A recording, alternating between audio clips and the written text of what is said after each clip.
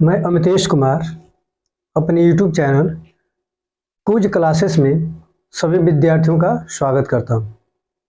हम लोग पढ़ रहे हैं भारत के अवस्थिति तथा विस्तार। इसके पहले हम लोग 3 क्लास पढ़ चुके हैं। आज का चौथा क्लास है और चौथे क्लास में बहुत दमदार क्वेश्चन है। इनको पढ़ने में बेहतरीन मजा आएगा। तो आज का पहला प्रश्न है, आइए आज का पहला प्रश्न हम लोग देखते हैं। आज का पहला प्रश्न है, दक्षिणी गंगोत्री क्या है? प्रश्न है, दक्षिणी गंगोत्री क्या है? बहुत लड़के तो जानते नहीं होंगे कि दक्षिणी गंगोत्री है क्या। दक्षिणी गंगोत्री ऑप्शन दिया है, प्रायद्वीपीय भारत का एक नदी है। ऑप्शन नंबर बी दिया है, भारत नौसेना का युद्ध जलपोत है। ऑप्शन नंबर सी दिया है, उत्तरी ध्रुव में स्थापित भारतीय वैज्ञानिक अनुसंधान केंद्र है। और ऑप्शन नंबर डी दिया है, अंटार्कटिका में स्थापित भारतीय वैज्ञानिक अनुसंधान केंद्र है। तो इसमें आपका ऑप्शन नंबर डी सही हो जाएगा। ऑप्शन नंबर डी सही हो जाएगा। देखिए, अंटार्कटिका में भारत के 3 वैज्ञानिक अनुसंधान केंद्र हैं। अंटार्कटिका में भारत के 3 वैज्ञानिक अनुसंधान केंद्र हैं। पहला तो है दक्षिणी गंगोत्री, जो कि आज के डेट में क्या हो गया है, ये बंद हो चुका है। पहला कौन सा है? दक्षिणी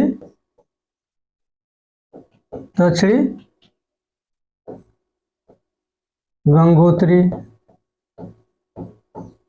दक्षिणी गंगोत्री ना, इसका स्थापना 1983 में हुई थी। ये पहला है। आज के डेट में ये क्या हो गया है, ये नष्ट हो चुका है, मतलब ये बंद हो गया है। आज के डेट में ये जो वैज्ञानिक अनुसंधान केंद्र ये गंगोत्री है, बंद हो चुका है। दूसरा है आपका है मैत्री। दूसरा कौन सा है? मैत्री। इसकी स्थापना हुई थी 1989 में। ये अभी कार्य क्षेत्र में मतलब अभी ये चल रहा है। और तीसरा है आपका भारतीय। तीसरा कौन सा है? भारतीय, है ना। तीसरा कौन सा है? भारतीय। ये लार्समन हिल्स पे है। अंटार्कटिका में एक जगह है लार्समन हिल्स, है ना। ये लार्समन हिल्स पे है। आ गया समझ में ना। तो दक्षिणी गंगोत्री क्या है? यह एक भारतीय वैज्ञानिक अनुसंधान केंद्र है। कहाँ पे? तो अंटार्कटिका में है। अब यहीं पे देख लेते हैं, जो अंटार्कटिका है, अंटार्कटिका की सबसे ऊंची चोटी, अंटार्कटिका की सबसे ऊंची चोटी है माउंट विंसन। कौन सी है? Mount Vinson. माउंट विंसन, है ना। माउंट विंसन अंटार्कटिका की क्या है? ये सबसे ऊंची चोटी है। 4892 मीटर इसकी ऊंचाई है। कितनी है? 4892 मीटर क्या है इसकी ऊंचाई है। अगर जो यही पर अगर पूछ दिया जाए कि ऑस्ट्रेलिया की सबसे ऊंची चोटी कौन सी है, तो कोइस्को, माउंट कोइस्को। ऑस्ट्रेलिया की सबसे ऊंची चोटी कौन सी है? माउंट कोइस्को। अगर यही पे पूछ दिया जाए एशिया की सबसे ऊंची चोटी कौन सी है, तो माउंट एवरेस्ट, 8848 मीटर। अब यही पे पूछ दिया जाए कि विश्व का दूसरी सबसे ऊंची चोटी कौन सी है, तो आपका कौन सा हो जाएगा? K2। कौन सा हो जाएगा? K2। कौन सा हो जाएगा? K2। इसको आइंस्टीन गार्डनिंग कहते हैं। ये कहाँ पे है? ये भारत में काराकोरम दर्रा पे है। काराकोरम है ना, काराकोरम पे स्थित है K2, है ना। अब अगर जो तो K2 कहाँ पे? काराकोरम में। तो इसके अकॉर्डिंग ऑप्शन नंबर डी सही हो जाएगा। अंटार्कटिका में स्थापित भारतीय वैज्ञानिक अनुसंधान केंद्र है दक्षिणी गंगोत्री, जो कि आज के डेट में क्या है, ये बंद हो चुका है, यानी कि नष्ट हो चुका है। अब आइए दूसरा प्रश्न देखते हैं। दूसरा प्रश्न, दूसरा प्रश्न है आपका, वर्तमान में भारत के किस स्थान को सफेद पानी के नाम से जाना जाता है? देखिएगा, सफेद पानी कह रहा है ना। वर्तमान में भारत के किस स्थान को सफेद पानी के नाम से जाना जाता है? तो देखिए इसमें दिया लेह, लद्दाख, कारगिल और सियाचिन। देखिए प्रश्न के अनुसार ऑप्शन नंबर डी सही हो जाएगा। सियाचिन क्या है? एक ग्लेशियर है। क्या है? ग्लेशियर है ना, ग्लेशियर है। प्रश्न पूछता है कि भारत का सबसे बड़ा ग्लेशियर कौन सा है? तो सियाचिन है। भारत का सबसे बड़ा ग्लेशियर कौन सा है? सियाचिन है। कितने? 76 किलोमीटर। 76 किलोमीटर में फैला हुआ है और 2 से 4 किलोमीटर इसकी क्या है? चौड़ाई है। 76 किलोमीटर में फैला हुआ है और शायद 2 से 4 किलोमीटर इसकी क्या है? चौड़ाई है। और ये कहाँ पे स्थित है? ये है काराकोरम में। काराकोरम है ना, ये काराकोरम का ग्लेशियर है सियाचिन। अब इसको देखते हैं, इस पे थोड़ा सा काराकोरम के और ग्लेशियरों को जान लेते हैं जो कि बहुत इंपॉर्टेंट है। बाल्टोरा है, एक क्या है? एक है आपका बाल्टोरा, यहां से दिखेगा बाल्टोरा है ना, बाल्टोरा। और है हिस्पार, कौन सा है? हिस्पार, हिस्पार है ना। एक है आपका हिस्पार, कौन सा है? एक है आपका हिस्पारा है ना, एक है आपका बाल्टोरा हो गया, हिस्पारा हो गया, बियाफो होगा, बातूरो हो गया है ना। बाल्टोरा हो गया, हिस्पारा हो गया, बियाफो हो गया, बियाफो है ना। ये सभी क्या है? ये काराकोरम के सभी क्या है? ग्लेशियर है। सभी क्या है? ग्लेशियर है। बातूरा हो गया, एक है बातूरा हो गया है ना, एक बातूरा हो गया, एक सनशाइनी हो गया है ना, एक हो जाएगा आपका सनशाइनी, एक होगा चोंगालुंगमा खारदोजिन, एक क्या हो जाएगा? चोंगालुंगमा, एक हो जाएगा खारदोजिन, एक हो जाएगा आपका खारदोजिन, एक क्या हो जाएगा? खारदोजिन, एक हो जाएगा ससाइनी, एक कौन सा हो जाएगा? एक हो जाएगा आपका ससाइनी, ससाइनी। अर्थात आज ये सभी क्या है? ये काराकोरम पे स्थित ये सभी क्या है? ग्लेशियर है। काराकोरम पे स्थित सभी क्या है? ग्लेशियर है। कौन कौन सा है? बाल्टोरा है, हिस्पारा है, बियाफो है, बातूरा है, चोंगालुंगमा है, खारदोजिन है और ससाइनी है। ये सभी क्या है? ग्लेशियर है। ये प्रश्न बार बार पूछता है, ये प्रश्न बहुत पूछता है, किसी भी एग्जाम में ये प्रश्न पूछ लेता है ना। प्रश्न ये भी पूछता है कि भारत का सबसे ऊंचा ग्लेशियर कौन सा है? तो सियाचिन है। कहाँ पे स्थित है? तो काराकोरम पे स्थित है। कहाँ पे स्थित है? काराकोरम पे स्थित है।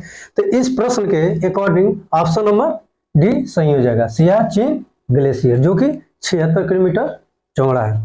अब आइए अगले प्रश्न पर चलते हैं। अगला प्रश्न है हमारा हैदराबाद का जुड़वा नगर किसे कहा जाता है? ये तो बहुत आसान क्वेश्चन है। ऑप्शन नंबर बी, सिकंदराबाद को हैदराबाद का जुड़वा नगर कहा जाता है। अब अगले प्रश्न चलते हैं। अगला प्रश्न है कोच्चि का जुड़वा नगर किसे कहा जाता है? तो कोच्चि का जुड़वा नगर आपका एर्नाकुलम को कहा जाता है। किसको कहा जाता है? एर्नाकुलम को। अर्थात ऑप्शन नंबर ए सही हो जाएगा। ये छोटे छोटे प्रश्न हैं, इनको देख लेते हैं। अगले प्रश्न चलते हैं। अगला प्रश्न है हमारा कि लद्दाख राज्य का वह हिस्सा जिस पर चीन का अधिकार है क्या कहलाता है ना? लद्दाख राज्य का वो हिस्सा जिस पर चीन का अधिकार है क्या कहलाता है? ये हमेशा मामला ये आता रहता है, तो ये ऑप्शन नंबर डी सही हो जाएगा, अक्साई चीन। क्या कहलाता है? अक्साई चीन कहलाता है, जिस पे चीन का अधिकार है ना। अब अगले प्रश्न पर चलते हैं। अगला प्रश्न है हमारा भारत का एकमात्र शीत मरुस्थल, भारत का एकमात्र शीत मरुस्थल जिसे हम लोग पढ़े थे सहारा मरुस्थल, है ना। थार मरुस्थल, थार मरुस्थल कहाँ स्थित है? तो राजस्थान में। थार मरुस्थल कहाँ स्थित है? तो राजस्थान में। वो क्या है? गर्म है, वो गर्म मरुस्थल, वहाँ की रेत ही रहते हैं। लेकिन यहाँ पर कह रहा है भारत का एकमात्र शीत मरुस्थल, यानी कि जो ठंडा प्रदेश हो, ठंडी जगह, तो कौन सा हो जाएगा? लद्दाख। कौन सा हो जाएगा? लद्दाख। अर्थात ऑप्शन नंबर ए सही हो जाएगा, है ना। अब अगले प्रश्न में चलते हैं। अगला प्रश्न है हमारा कि भारत का क्षेत्रफल कितना है? अगला प्रश्न है कि भारत का क्षेत्रफल कितना है ना। तो भारत का क्षेत्रफल कितना है? तो दिया है 32,57,405 वर्ग kilometre, option number A. Option number B दिया है 32,68,276 वर्ग किलोमीटर। ऑप्शन नंबर सी दिया है 32,87,263 वर्ग किलोमीटर। ऑप्शन नंबर डी दिया है 32,87,679 वर्ग किलोमीटर। तो अर्थात इसका ऑप्शन नंबर सी सही हो जाएगा। कितना है? 32,87,263 वर्ग किलोमीटर। कितना है?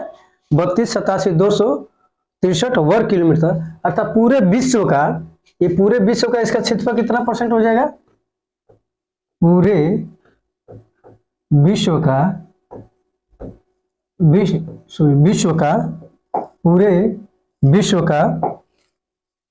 पूरे विश्व का 2.4%, है ना। पूरे विश्व का 2.4%, 2.4% है। ऐसे पकड़िए 2.4% है ना। यानी कि भारत का क्षेत्रफल पूरे विश्व का कितना है? 2.4% है। कितने वर्ग किलोमीटर है? तो 32,87,263, ऐसे याद कर लीजिएगा, 32,87,263, जैसे मोबाइल नंबर याद करता है वैसे आदमी याद कर लेगा। 32,87,263 पूरे विश्व का 2.4% है। अब थोड़ा सा यहीं पर हम लोग देख लेते हैं कि भारत पूरे विश्व में क्षेत्रफल की दृष्टि से कौन स्थान है? 7वां स्थान है। क्षेत्रफल की दृष्टि से कौन स्थान है? 7वां स्थान है। और जनसंख्या की दृष्टि से कौन स्थान है? तो दूसरा स्थान है। तो थोड़ा सा एक नजर देखते हैं कि भारत से जो 6 देश हैं, जो बड़े 6 देश हैं, कौन कौन से हैं। तो क्षेत्रफल की दृष्टि से, कौन सा? क्षेत्रफल की दृष्टि से, है ना। तो पहला कौन सा हो जाएगा? रूस। दूसरा पे कनाडा। तीसरा पे संयुक्त राज्य अमेरिका। चौथा पे चीन। पांचवा पे ब्राजील, है ना। पांचवा कौन हो जाएगा? ब्राजील, है ना। पांचवा पे ब्राजील। देखिए, रूस, कनाडा, संयुक्त राज्य अमेरिका, चीन, ब्राजील, और कौन सा हो जाएगा? ऑस्ट्रेलिया और भारत। इसके बाद ऑस्ट्रेलिया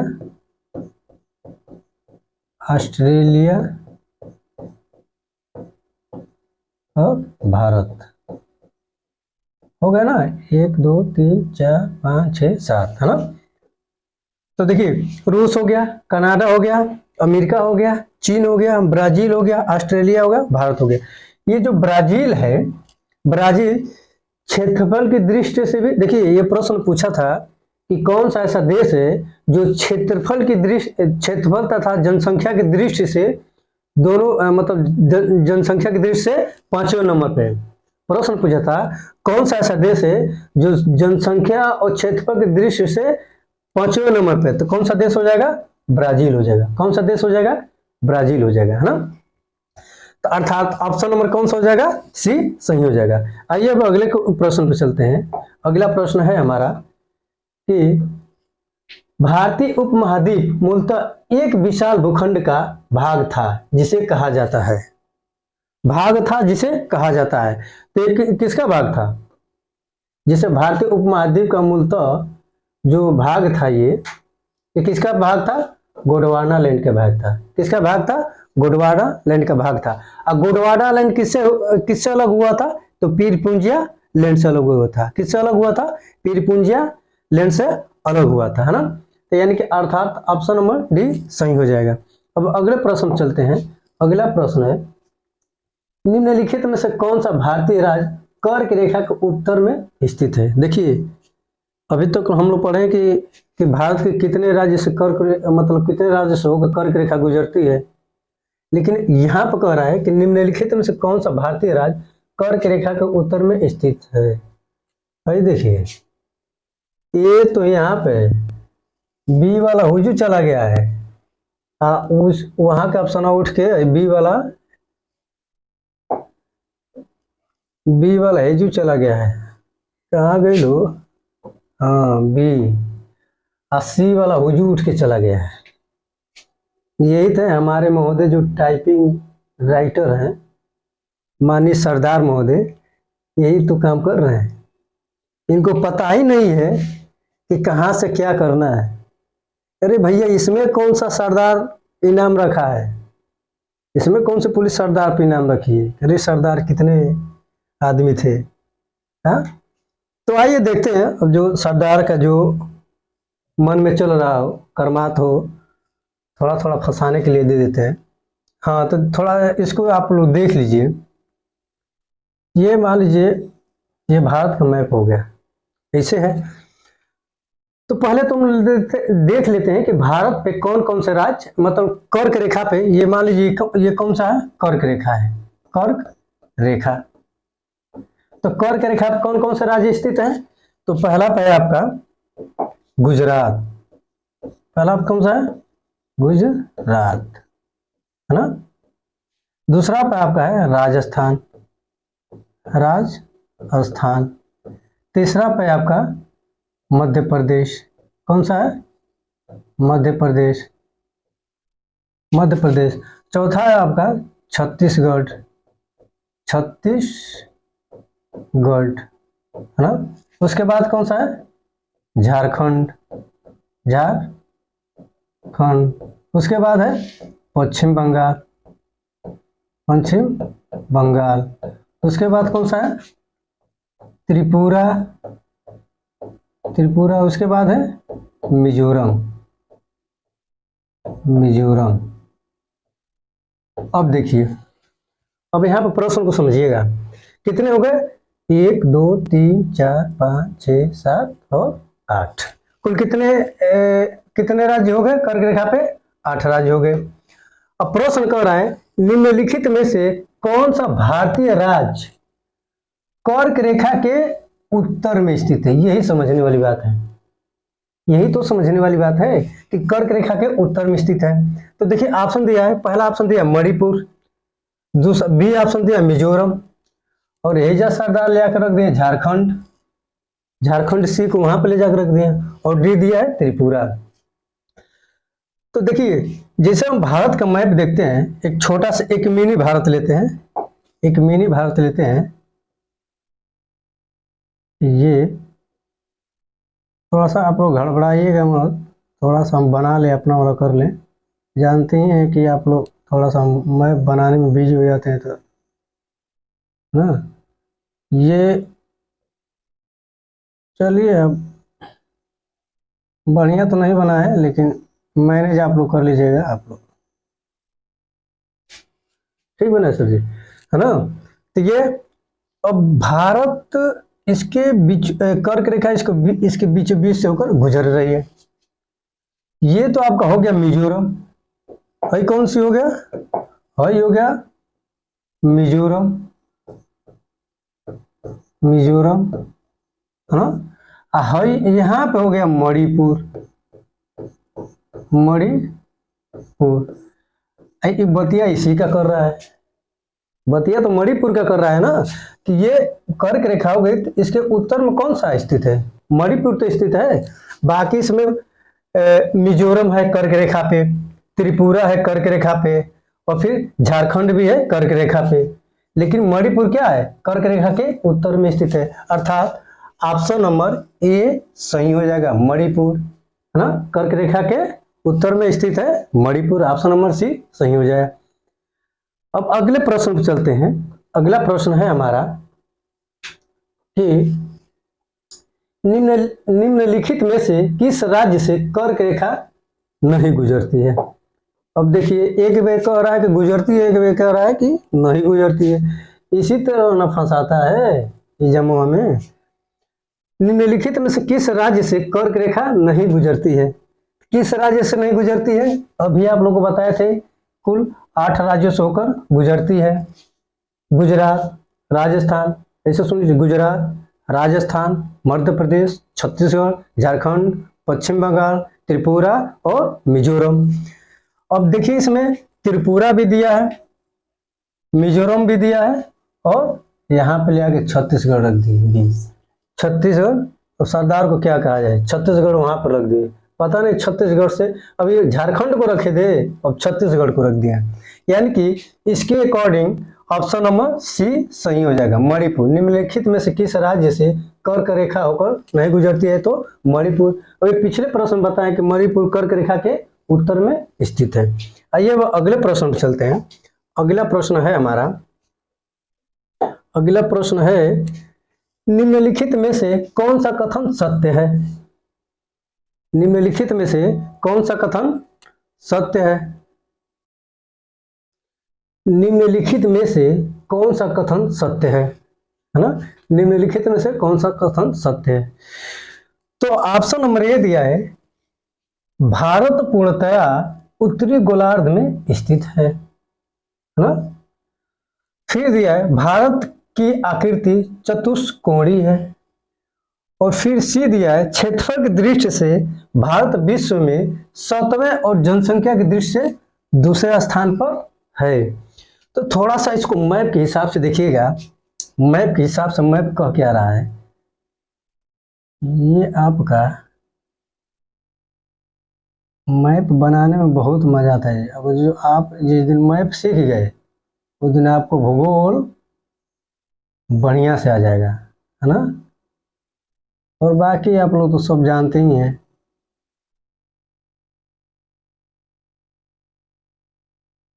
है ना।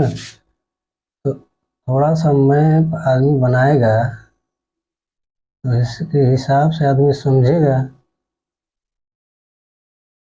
आप लोग कमेंट बॉक्स में बताइएगा कि भारत वाकई में भारत है कि नहीं है ना।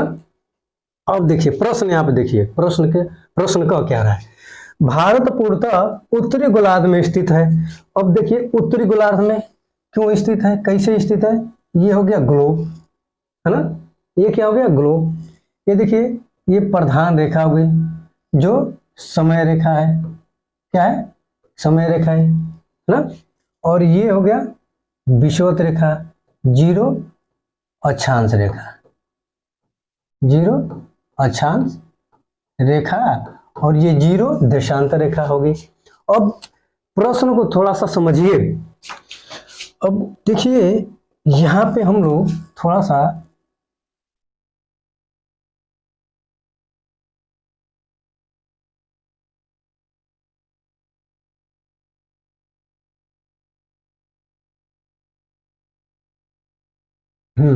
देखा भारत, है ना। तो देखिएगा, ये है आपका उत्तर, ये है आपका दक्षिण, ये कौन सा है, ये है आपका दक्षिण, है ना। ये है आपका पश्चिम, और ये है आपका पूर्व, है ना। अब पहला ऑप्शन पढ़िए, भारत पूर्णतः उत्तरी गोलार्ध में स्थित है ना। तो देखिए, ये जो कर्क रेखा है, तो कर्क रेखा के उत्तर में स्थित है कि नहीं भारत। कर्क रेखा के उत्तर में स्थित है भारत ना, यानी कि अर्थात ऑप्शन नंबर ए सही है। फिर कह रहा है भारत की आकृति चतुष्कोणीय है। तो देखिए, चतुष्कोणीय कि नहीं है, इधर से देखिए और इधर से देखिए, 1 2 3 4, 4 भुजा हो रहा है ना, 1 2 3 4। इसलिए भारत की आकृति क्या है, चतुष्कोणीय है, यानी ऑप्शन नंबर बी भी सही है। अब कह रहा है क्षेत्रफल की दृष्टि से भारत विश्व में 7वें स्थान पे है, और जनसंख्या में की दृष्टि से दूसरे स्थान पे है ना। ये समझ में आ गया। तो भारत क्षेत्रफल की दृष्टि से विश्व में कौन स्थान पे? 7वां स्थान पे, अभी बताएं पिछले प्रश्न में। और जनसंख्या की दृष्टि से दूसरे स्थान पे। तो जनसंख्या की दृष्टि से देख लेते हैं, जनसंख्या की दृष्टि से, जनसंख्या की दृष्टि से देश है ना, जनसंख्या की दृष्टि से देश। तो पहला कौन सा है? यानी कि जनसंख्या, जिसकी जनसंख्या ज्यादा होगी वह पहला होगा। यानी कि पहला कौन सा है? चीन है, पहला पे चीन, दूसरा पे भारत, है ना। आप लोग बताइएगा पहला कौन सा है? चीन है, दूसरा पे भारत, तीसरा पे अमेरिका, चौथा पे इंडोनेशिया, पांचवा पे ब्राजील, छठवां पे पाकिस्तान, सातवां पे बांग्लादेश, और जो सबसे बड़ा देश है, सबसे नीचे आ गया 8वां पे रूस है ना। तो इसको लिखिएगा चीन, भारत और यूएसए, है ना, यानी कि अमेरिका, चीन, भारत, अमेरिका, उसके बाद इंडोनेशिया, है ना, इंडोनेशिया है। उसके बाद कौन सा है? इंडोनेशिया के बाद कौन सा है? ब्राजील है। कौन सा है? ब्राजील है ना, ब्राजील है। उसके बाद अपना पड़ोसी पाकिस्तान, कौन सा है? पाकिस्तान है। उसके बाद कौन सा है? पाकिस्तान के बाद बांग्लादेश, कौन सा है? बांग्लादेश। उसके बाद कौन सा है? रूस है ना। तो कुल कितने देश हो गए? कुल 8 देश हो गए, है ना। पहला, दूसरा, तीसरा, चौथा, पांचवा, ये 6वां, ये 7वां और ये 8वां। है समझ में? तो लिखने का तात्पर्य हमारा ये था कि क्षेत्रफल की दृष्टि से भारत और जनसंख्या की दृष्टि से भारत, तो जनसंख्या की दृष्टि से भारत दूसरे स्थान पर हो गया और क्षेत्रफल की दृष्टि से भारत 7वें स्थान पर हो गया। अब पूरे विश्व की जनसंख्या में भारत की जनसंख्या कितनी है? तो 17.5%, 17.5% पूरे विश्व की जनसंख्या, भारत की जनसंख्या कितनी है? 17.5%। अब देखिए यहाँ पे ये पकड़िएगा, जो इंडोनेशिया है, सबसे ज्यादा यहाँ पे मुस्लिम समुदाय पाए जाते हैं। यानी कि इंडोनेशिया सबसे बड़ा इस्लामिक कंट्री है। इंडोनेशिया सबसे बड़ा इस्लामिक कंट्री है। अभी ब्राजील के बारे में बताएं, ब्राजील जो है जनसंख्या और क्षेत्रफल की दृष्टि से दोनों पे कितने नंबर पे? 5वां नंबर पे। दोनों की दृष्टि से 5वें नंबर पे। आगे समझ में ना। यानी कि इस प्रश्न के अकॉर्डिंग ऑप्शन नंबर डी सही हो जाएगा। उपयुक्त सभी कथन सत्य है। आगे समझ में? उपयुक्त सभी कथन सत्य है। ये भारत का मैप हो गया, आप देख लीजिए, है ना। अब अगले प्रश्न पर चलते हैं। अगला प्रश्न है हमारा कि निम्नलिखित में से कौन सा कथन असत्य है? निम्नलिखित में से कौन सा कथन असत्य है? तो दे रखा है भारत के क्षेत्रफल का 29.3% भाग पर पर्वतीय है। ऑप्शन नंबर ए सही है। फिर दिया है भारत के क्षेत्रफल का 27.7% भाग पर क्या है? पठारी है। ऑप्शन नंबर बी भी सही है। फिर दिया है भारत के क्षेत्रफल का 40% भाग पर मैदानी है। ये ऑप्शन नंबर ये गलत है, यही असत्य है। 40% नहीं है, ये कितना है? 43% है। यानी कि भारत के क्षेत्रफल का मैदानी भाग कितना है? 43% है। और फिर ये दिया भारत का अक्षांशीय विस्तार 8 अंश 4 मिनट उत्तर से लेकर 37 अंश 6 मिनट 6 सेकंड उत्तर तक, 6 मिनट उत्तर तक। 8 अंश 4 मिनट उत्तर से लेकर 37 अंश 6 मिनट उत्तर तक है। यानी कि ऑप्शन नंबर डी भी सही है। यानी कि प्रश्न के हिसाब से ऑप्शन नंबर ए क्या है? गलत है। भारत का क्षेत्रफल का मैदानी भाग कितना है? 43% है। ये तो जानते हैं कि ये भारत है। ये कितना है? ये 37 अंश 6 मिनट ये है और 8 अंश 4 मिनट ये है। आगे समझो ना। यानी कि अर्थात ऑप्शन नंबर ए गलत हो गया, यानी कि ऑप्शन नंबर ए सही है इसके हिसाब से। अब अगले प्रश्न में चलते हैं। अगला प्रश्न है हमारा कि भारत के उत्तर के मैदान से संबंधित निम्नलिखित में से कौन सा कथन असत्य है। प्रश्न समझिएगा, बहुत शानदार प्रश्न है, बहुत लाजवाब प्रश्न है ना। तो भारत के उत्तर के मैदान से संबंधित निम्नलिखित में से कौन सा कथन असत्य है। तो देखिए इसमें देखते हैं कौन सा कथन असत्य है। दिया, उत्तर का विशाल मैदान गंगा, ब्रह्मपुत्र और सतलज नदियों का मैदान है। भारत का विशाल मैदान गंगा, ब्रह्मपुत्र और सतलज नदियों का मैदान है। ऑप्शन नंबर ए सही है। यहाँ पे वह नवनिर्मित मैदानी प्रदेश है, ये भी सही है। जो उत्तर का मैदान है ये नवनिर्मित क्या है, मैदानी प्रदेश है। फिर दिया, इस मैदान की मिट्टी चरणोजन प्रकार की है, चरणोजन प्रकार की, यानी कि ऑप्शन नंबर सी क्या हो जाएगा, गलत हो जाएगा। इस मैदान में मिट्टी का निक्षेप 400 मीटर से लेकर 3000 मीटर की गहराई तक है। जाहिर सी बात है सही है। यानी कि जो ब्रह्मपुत्र सतलज नदियां निकलती हैं, ये क्या निकलती हैं, पहाड़ों से तो निकलती है। तो कहीं क्या है 3000 मीटर ऊंचा है, कहीं 3000 मीटर गहराई है। तो वही तो बात यहाँ पर कह रहा है कि इस मैदान में मिट्टी का निक्षेपण 400 मीटर से लेकर 3000 मीटर की गहराई तक स्थित मतलब तक है, यानी कि ऑप्शन नंबर डी भी सही है। यानी कि प्रश्न के हिसाब से ऑप्शन नंबर सी सही हो जाएगा। इस मैदान की मिट्टी चरणोजन प्रकार की, हाँ ये गलत है ना। अब अगले प्रश्न पर चलते हैं। अगला प्रश्न है हमारा, भारत की भौगोलिक स्थिति के संबंध में निम्नलिखित में से कौन सा कथन सही है। इसको अब देखिए, कह रहा है भारत की भौगोलिक स्थिति के संबंध में निम्नलिखित में से कौन सा कथन सही है। पहले तो आप प्रश्न पढ़िए।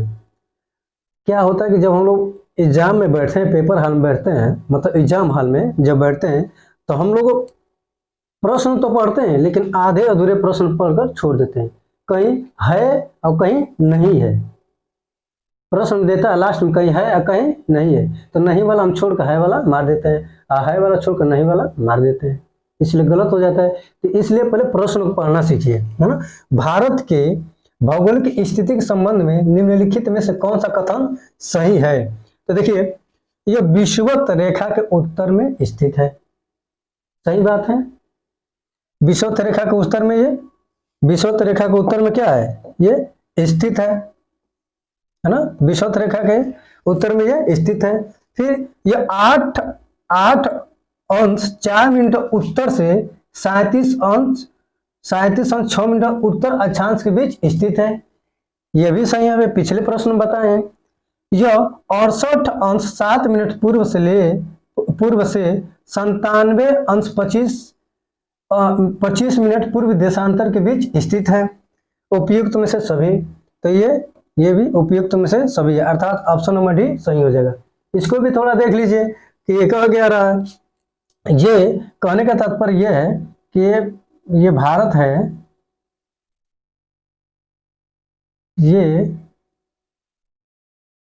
ये भारत है ना। देखिए हमारी थोड़ा सा आदत है मैप बनाने का, इसको थोड़ा सा आप लोग वो मत कीजिएगा ना। तो जो ये वाला पोर्शन कह रहा है, ये वाला है ना, ये और ये पश्चिम हो गया, ये पूर्व हो गया, ये उत्तर हो गया और ये दक्षिण हो गया, है ना। अब देखिए ये विषुवत रेखा के उत्तर में, तो ग्लोब में अभी आप देखा है ये विषुवत रेखा है, भारत यहाँ पे था, है ना। तो ये विषुवत रेखा के उत्तर में भारत पड़ गया था, है ना। अब यहाँ पे देखिए ये कह रहा है ये विषुवत रेखा के उत्तर में ये 8 अंश 4 मिनट, यानी कि इसकी बात कर रहा है 8 अंश 4 मिनट से लेकर 37 अंश 6 मिनट, जिसका 37 अंश 6 मिनट क्या है, उत्तर अक्षांश। यानी कि जब ये उत्तर है तो उत्तरी अक्षांश तो होगी ना। और मान लीजिए यहाँ से ये चलेगा, मान लीजिए ये आपका 0 हो गया, यहाँ पे 1 2 3, ऐसे करते करते 23.5 अंक तक जाएगा। ऐसे करते करते 23.5 अंक तक जाएगा, 23.5 अंक तक जाएगा। तो नीचे से कहीं ना कहीं यहाँ पे 8 अंश आया है, 8 अंश 4 मिनट कहीं ना कहीं आया है। फिर ऊपर है 37 अंश 6 मिनट। तभी तो कह रहा है कि भारत 8 अंश 4 मिनट उत्तर से लेकर 37 अंश 6 मिनट उत्तर तक है, उत्तर के बीच उत्तर अक्षांशों के बीच स्थित है ना। और फिर दूसरा कह रहा है ये 68 अंश 7 मिनट से लेकर 97 अंश 25 मिनट। यानी कि कहने का तात्पर्य ये है कि ये आपका जीरो मध्यमान रेखा है ना, यानी कि ये यमोत्तर रेखा या प्रधान रेखा है ना। अब ये कह रहा है यहाँ पे समझिएगा, ये 68 अंश 7 मिनट पूर्व से, यानी कि ये पूर्वी है ना। अब यहाँ से ये पूर्वी ही ना पड़ेगा, यहाँ से ये पूर्व पड़ेगा ना। तो कह रहा है 68 अंश 7 मिनट पूर्व से 97 अंश 25 में पूर्वी देशांतर के बीच स्थित है। तो मान लीजिए ये क्या है, ये देशांतर है। तो मान लीजिए यहाँ पे आपको यहाँ पे 68 अंश हो गया 7 मिनट, और आगे जाएंगे तो ये 97 अंश 25 मिनट क्या हो जाएगा, ये पूर्वी हो जाएगा है ना। आया समझ में ना। तो 68 अंश 7 मिनट पूर्वी देशांतर से लेकर 97 अंश 25 मिनट पूर्वी देशांतर के बीच स्थित है। प्रश्न क्लियर हुआ, समझ में आया। अब अगले प्रश्न पर चलते हैं। अब अगला प्रश्न है हमारा कि किस भारतीय राज्य की सीमा सर्वाधिक राज्यों की सीमा को स्पर्श करती है ना। किस भारतीय राज्य की सीमा सर्वाधिक राज्यों की सीमा को स्पर्श करती है। तो देखिए इसमें ऑप्शन दिया है मध्य प्रदेश, असम, उत्तर प्रदेश और आंध्र प्रदेश। मध्य प्रदेश, असम, उत्तर प्रदेश और आंध्र प्रदेश। तो देखिए प्रश्न के हिसाब से ऑप्शन नंबर सी सही हो जाएगा। अब थोड़ा सा ऑप्शन नंबर सी को देख लीजिए, उत्तर प्रदेश के बारे में थोड़ा सा जान लीजिए। क्या रहा है, उत्तर प्रदेश जनसंख्या की दृष्टि से पहला नंबर और क्षेत्रफल की दृष्टि से दूसरा नंबर है ना। लिखिएगा जनसंख्या की दृष्टि से पहला नंबर है ना, और क्षेत्रफल की दृष्टि से चौथा नंबर। कौन सा, चौथा नंबर है ना, चौथा नंबर। अगर जो इसका क्षेत्रफल देखा जाए तो पूरे भारत का 7.33% इसका क्षेत्रफल है। पूरे भारत का 7.33 इसका क्षेत्रफल है उत्तर प्रदेश का है ना। अब यहाँ पे देखिए जो उत्तर प्रदेश है आपका, ये पूरे 8 राज्यों प्लस एक केंद्र शासित प्रदेश, एक केंद्र शासित प्रदेश है ना। टोटल कितने हो गए, 9 हो गए है ना। और एक अंतर्राष्ट्रीय सीमा को भी स्पर्श करता है। क्या करता है, एक अंतर्राष्ट्रीय सीमा,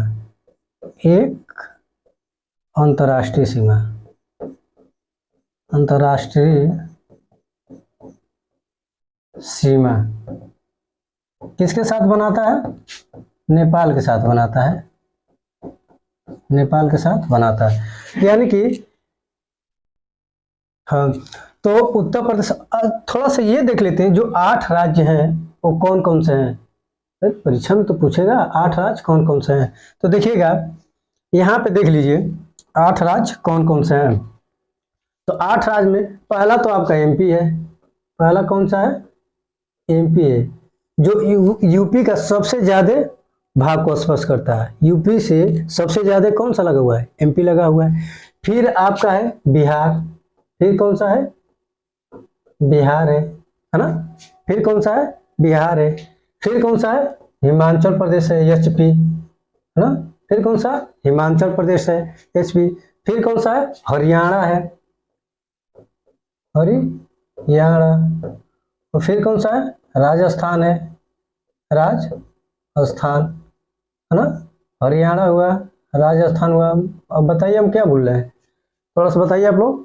हरियाणा हुआ, राजस्थान हुआ, छत्तीसगढ़ हुआ, फिर कौन सा? छत्तीसगढ़, छत्तीसगढ़। फिर कौन सा होगा? झारखंड, झारखंड, है ना। कुल कितने हो गए? 1 2 3 4 5 6 7। और फिर एक और कोई बच रहा है, थोड़ा सा बताइएगा आप लोग। झारखंड, फिर एक और बच रहा है आपका उत्तराखंड। उत्तराखंड तो इसका मेन मित्र है ना। ये झारखंड, छत्तीसगढ़, उत्तराखंड, ये कब अलग हुए? 2000 में। कब अलग हुए? 2000 में अलग हुए। इसको याद कर लें, छौजा, छौजा से याद किया जाता है। 1 9 15, 1 नवंबर, 9 नवंबर और 15 नवंबर, है ना। आप तो इसको याद कर लीजिएगा। तो ये 2000 में अलग हुए। तो कुल कितने राज्य हो गए? 1 2 3 4 5 6 7 8। और एक जो केंद्र शासित प्रदेश है, प्लस केंद्र शासित प्रदेश कौन सा है? दिल्ली है। केंद्र शासित प्रदेश कौन सा हो गया? दिल्ली हो गया। कुल कितने हो? 8 राज्य हो गए, एक केंद्र शासित प्रदेश हो गया, और एक अंतर्राष्ट्रीय सीमा बनाता है जो कि नेपाल है। अब थोड़ा सा एक पॉइंट इसमें और देख लेते हैं। यूपी में कुल कितने मंडल हैं, इसको देख लेते हैं, है ना। यूपी में कुल कितने मंडल हैं? 18 मंडल है ना। फिर प्रश्न पूछ देगा कि सबसे नवीनतम मंडल कौन सा है, ये अर्थात 18वां मंडल। 18वां मंडल, 18वां मंडल कौन सा हो जाएगा? अलीगढ़। कौन सा हो जाएगा? अलीगढ़। फिर एक पॉइंट और देख लेते हैं कि यूपी में कुल कितने नगर निगम है ना। कुल नगर निगम कुल कितने नगर निगम है? 17। कुल कितने नगर निगम है? 17। 17वां कौन है? 17वां शाहजहांपुर, शाहजहांपुर, है ना। आगे समझ में। कुल 18 मंडल है। 18वां मंडल कौन सा है? अलीगढ़ है। 18वां मंडल कौन सा है? अलीगढ़ है। और कुल नगर निगम 17 है। 17वां कौन सा है? शाहजहांपुर है। 17वां कौन सा है? शाहजहांपुर है। तो ये यूपी का हुआ।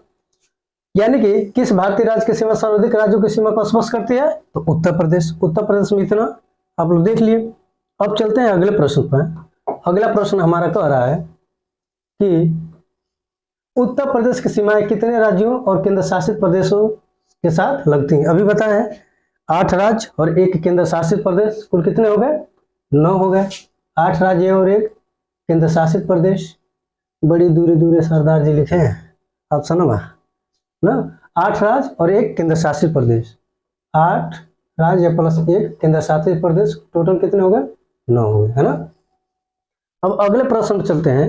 अगला प्रश्न हमारा कह रहा है कि भारत में कितने राज्य केंद्र शासित प्रदेश हैं? ये तो सभी लोग जानते हैं, कि भारत में कितने राज्य और केंद्र शासित प्रदेश हैं। तो ऑप्शन नंबर बी सही हो जाएगा। लेकिन इसमें जो जम्मू ये प्रश्न पूछेगा, जम्मू प्लस लद्दाख, है ना। लद्दाख ये कब केंद्र शासित प्रदेश बने? तो ये कब? 31 अक्टूबर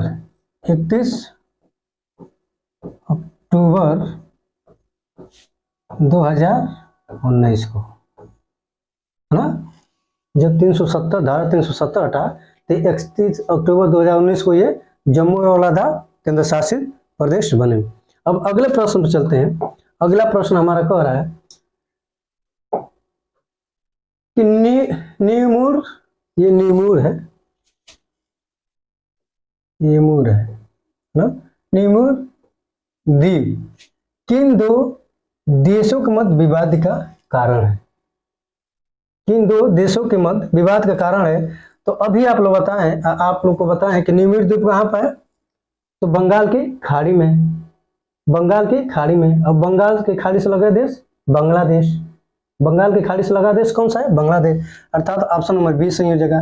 भारत और बांग्लादेश के बीच ये विवाद है न्यूमूर द्वीप को लेकर। न्यूमूर द्वीप को लेकर भारत और बांग्लादेश के बीच में बवाल चल रहा है, विवाद है। अब अगले प्रश्न चलते हैं। अगला प्रश्न है हमारा कि विश्व के 2.4% क्षेत्रफल में भारत विश्व की कितनी प्रतिशत जनसंख्या का पोषण करता है? भाई आज के समय भारत की जनसंख्या पूरे विश्व की जनसंख्या को पार कर गई है, 1 नंबर पे हो गई है। अगर जो यूपी की जनसंख्या, भारत की जनसंख्या छोड़कर यूपी की जनसंख्या जोड़ा जाए तो यूपी की जनसंख्या पूरे विश्व में 4थे नंबर पे आ जाएगी। यूपी की जनसंख्या कितनी है?